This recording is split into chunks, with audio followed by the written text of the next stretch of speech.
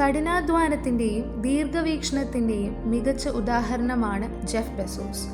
ഒരു ഓൺലൈൻ പുസ്തകശാലയിൽ നിന്നും ലോകത്തിലെ ഏറ്റവും വലിയ ഇ-കൊമേഴ്സ് കമ്പനിയായ ആമസോണിലേക്കുള്ള അദ്ദേഹത്തിൻ്റെ യാത്ര. 1964 ജാനുവരി 12 ന്യൂ മെക്സിക്കോയിലാണ് ജെഫ് ബെസോസ് ജനിച്ചത്. ചെറുപ്പം മുതലേ ശാസ്ത്രത്തിലും കമ്പ്യൂട്ടറിലും താല്പര്യം പ്രകടിപ്പിക്കുന്ന അദ്ദേഹം പ്രിൻസ്റ്റൺ യൂണിവേഴ്സിറ്റിയിൽ നിന്നും ഇലക്ട്രിക്കൽ എഞ്ചിനീയറിംഗിലും കമ്പ്യൂട്ടർ സയൻസിലും ബിരുദം നേടി. 1986 മുതൽ 94 വരെ ഫീറ്റൽ, ബാങ്കേഴ്സ് ട്രസ്റ്റ്, DE ഷാ തുടങ്ങിയ പ്രമുഖ സ്ഥാപനങ്ങളിൽ ബെസോസ് പ്രവർത്തിച്ചു.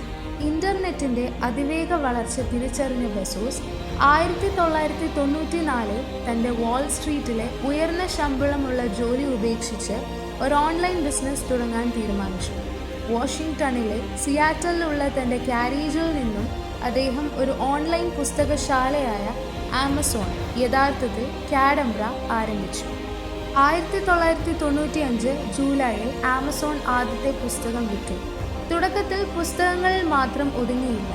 1998 ആയപ്പോഴേക്കും സംഗീത സീഡികളും വീഡിയോകളും വിൽക്കുവാൻ തുടങ്ങി. പിന്നീട് ഇലക്ട്രോണിക്സ്, വസ്ത്രങ്ങൾ തുടങ്ങി എല്ലാ ഉൽപ്പന്നങ്ങളും വിൽക്കുന്ന എവറിത്തിങ് സ്റ്റോർ എന്ന ആശയത്തിലേക്ക് മാറി.